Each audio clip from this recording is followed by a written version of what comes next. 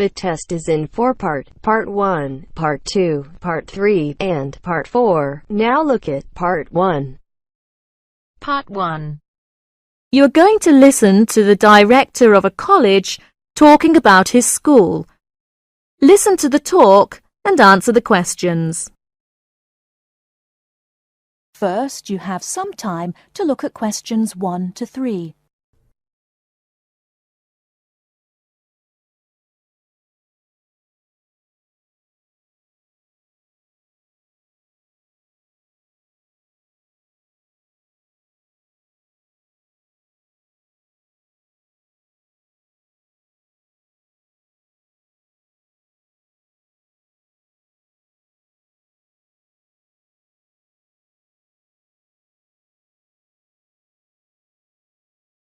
Now we shall begin.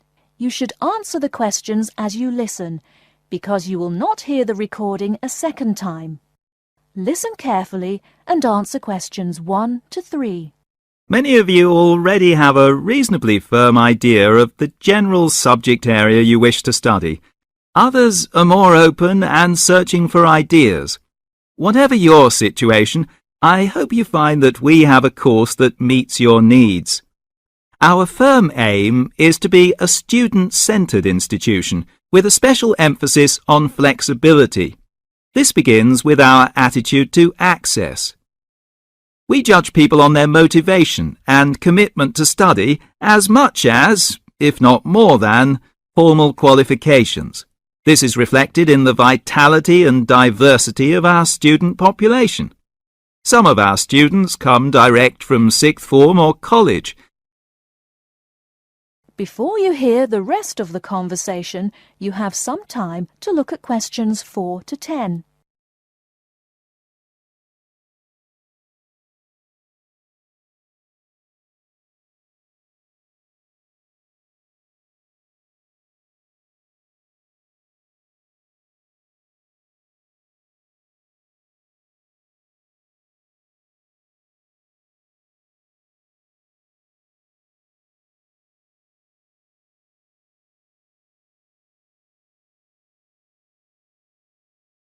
Now listen and answer questions 4 to 10.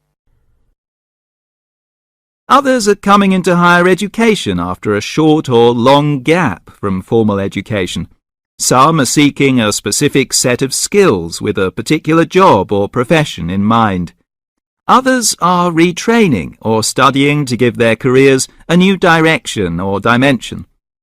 Some are learning about the very latest scientific, technological and commercial knowledge. Others are stretching their minds on sensitive environmental, social and cultural issues. Even a casual observation of the mix of our student body indicates that we're close to our aim of being a polytechnic for the whole community. To meet our students' needs, we have 500 academic and a further 500 support staff committed to good quality teaching, high standards, and sensitive and sympathetic student care. We have probably the longest experience of understanding and dealing with the differing needs of a diverse student population. I hope you'll find a suitable course at the Polytechnic College. If you want to come to the college and we consider you suitable, we'll do our best to find you a place. And when you're here, we'll work hard to make your experience enjoyable, stimulating, and educationally rewarding. That is the end of Part 1. Now turns to Part 2. Part 2. You will hear a tour guide giving information about a shopping district. First, you have some time to look at questions 11 to 15.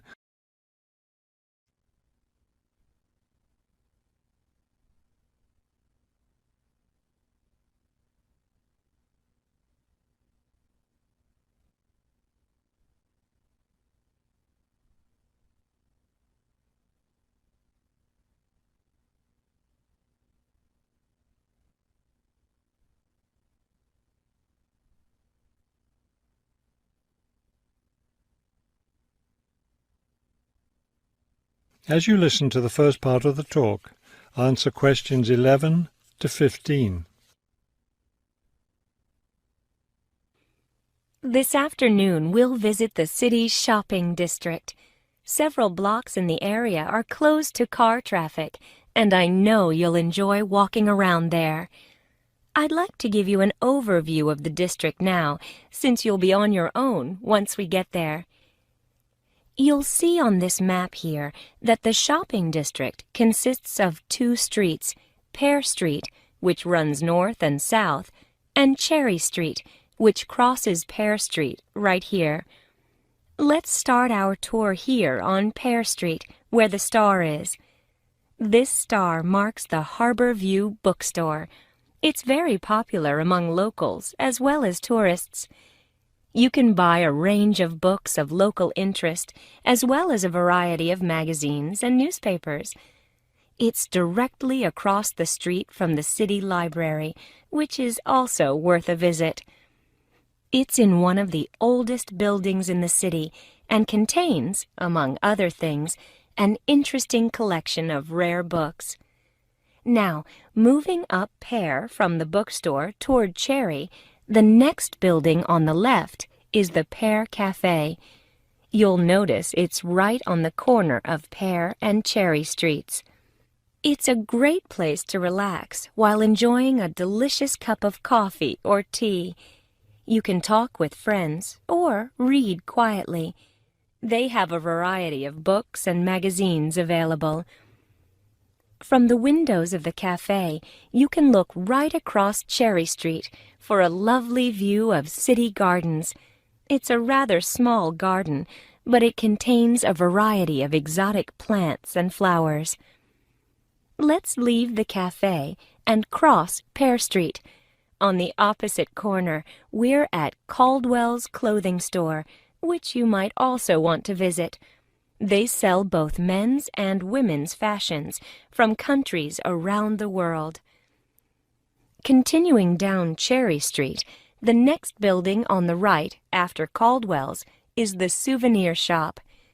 Stop in here to get maps and books about the local area, as well as t-shirts and postcards with pictures of the city. Now, we cross Cherry Street and we're at the Art Gallery, one building down from the corner. Here you can see and, of course, purchase many fine paintings and sculptures by local artists. Let's keep going down Cherry Street toward the harbor. On the left, right after the gallery, is Harbor Park. It's a lovely place, and it's certainly worth spending some time there. Before you hear the rest of the talk, you have some time to look at questions 16 to 20.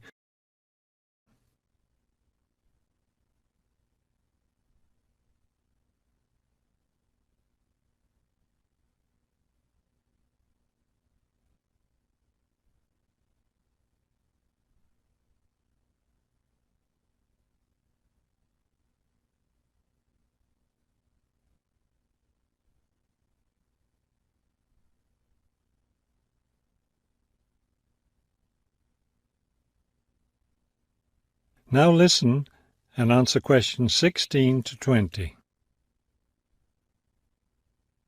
Harbor Park was built on land donated to the city by Captain Jones, a lifelong resident of this city.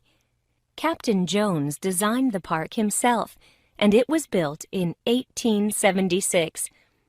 Exactly in the center of the park, a statue of Captain Jones was erected, and it's still standing there today.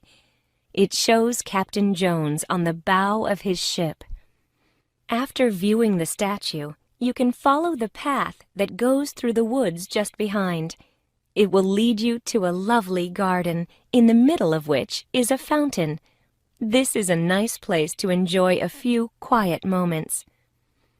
If you still feel like walking, continue on to the far end of the garden. There, you'll find a wooden staircase, which will take you down to the harbor. You might enjoy the view of the boats from there.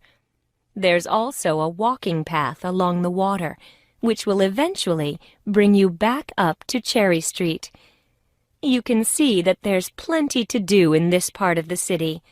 The bus leaves at 1:30. That is the end of part 2. Now turns to part 3. Part 3. You'll hear a lecturer talking to students about sport in Ireland. First, look at questions 21 to 23.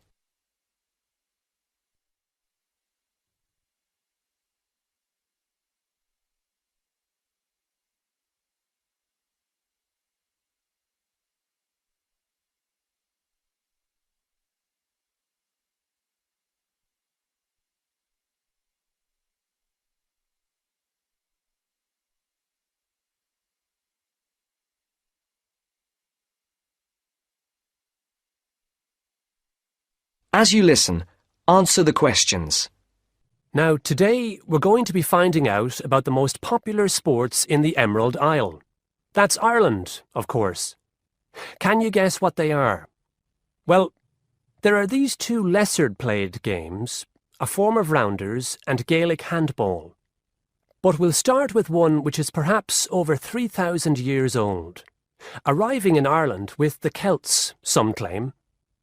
That may be a slight exaggeration, but I consider it to be the fastest field game in the world, and it goes by the name of hurling. Well, that's what it's known as in the English-speaking world anyway. So, what do you have to do? You've got 15 players on a team, one of them the goalkeeper. Each one has a stick called a hurley. Here you are. I've brought mine along. Had it since I was at school. This is what it looks like, and basically you have to get this ball, called a sliotar, that's S-L-I-O-T-A-R, so it's not spelt the way it's pronounced. You hit it into the net for 3 points, or you can hit it over the net for 1 point. The goal looks like the letter H, with the net under the crossbar. The goalie has a bigger stick than the others to help keep the ball out. You can also catch the sliotar and run with it for 4 steps maximum, or bounce it on your stick. Is that clear to you all? I'll be showing you a video a bit later, so you can see what a game actually looks like. You might like to think of it as a mixture of lacrosse, hockey, and baseball. Oh, and it's played by women too, but it goes by the name of camogie in that case. Before the conversation continues, look at questions 24 to 30.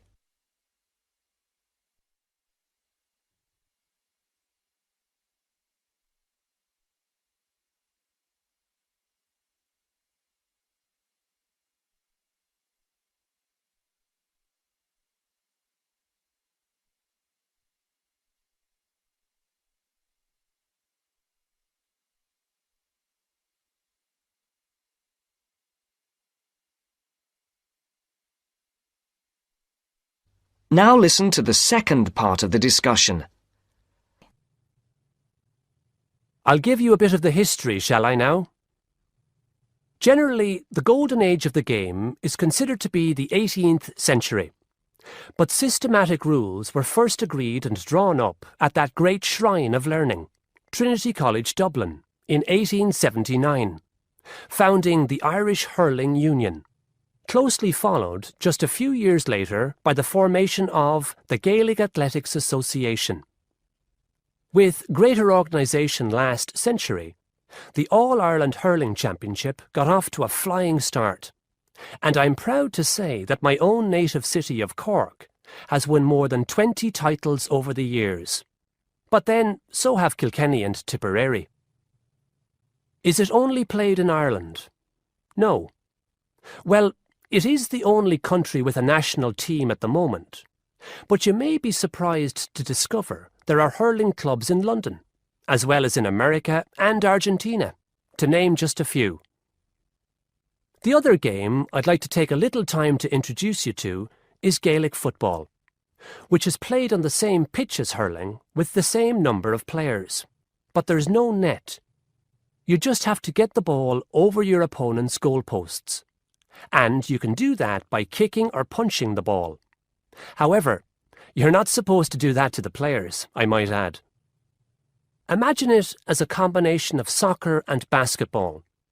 But in my opinion, it's a more exciting spectacle than either of those. Excuse my bias, if you will. It's also very popular with women. In fact, there are more women's teams than for any other sport. Whether despite or because of the physical contact involved, I wouldn't like to say. They do play a shorter game, 60 minutes, rather than the men's 70. So, let's have a look. If we can have the lights down, I'll see if I can get this technology to work. That is the end of part 3. Now turns to part 4. Part 4. You are going to hear a talk about universities and colleges in Britain. As you listen to the talk, complete the notes below. First, you have some time to look at questions 31 to 40.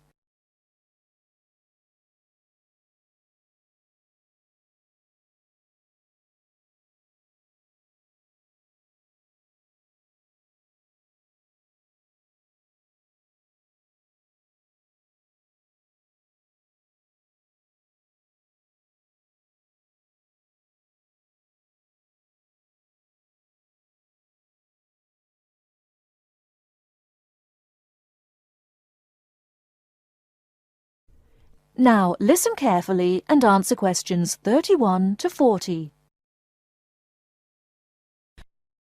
Every year, thousands of young people want to study in Great Britain. They come from a range of backgrounds and have varying expectations of what their study in the country will be like and how to apply to the university. Today, I'd like to talk on universities and colleges in Britain. There are 45 universities, 30 polytechnics, and about 1,000 major technical, commercial, education and art colleges in the UK. In 1973 to 1974, there were over 251,200 full-time students in universities, of whom almost 10% were from overseas.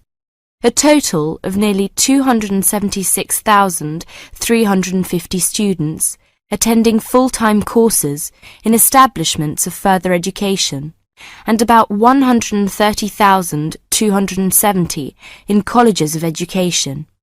University first degree courses in arts and sciences are normally of 3 or 4 years duration, and, with very few exceptions, students are not admitted for any shorter period of study. The academic year normally extends from October to June and is divided into 3 terms.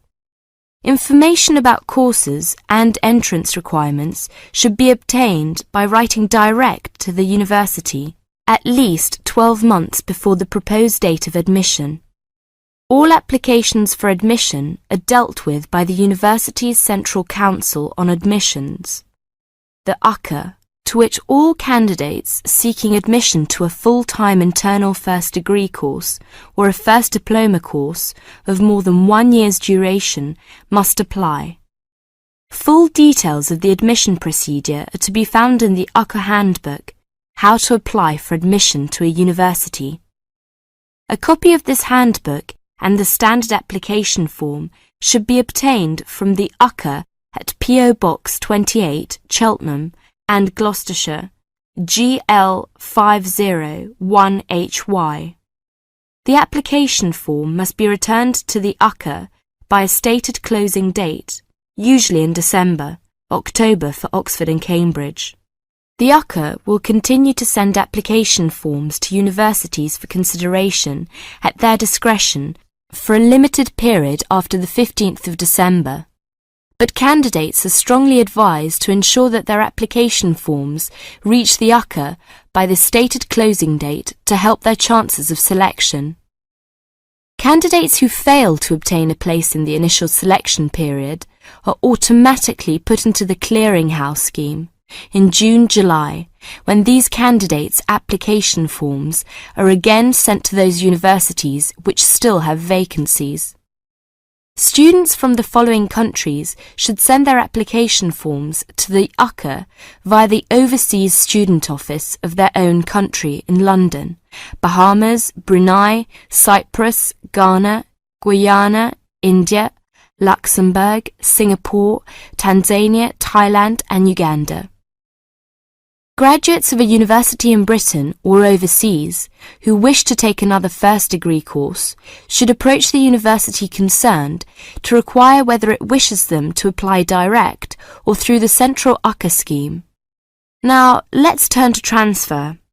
It is very rare for a student who has begun a first-degree course at one university in Britain to transfer to another British university with a view to completing it there, and there is no provision for the automatic granting of credit for university studies already undertaken. Students who have already completed some university-level study should make inquiries directly with the individual university. To be considered for admission, a candidate must show that his earlier education has qualified him to enter the course and that he speaks, writes and understands English sufficiently well.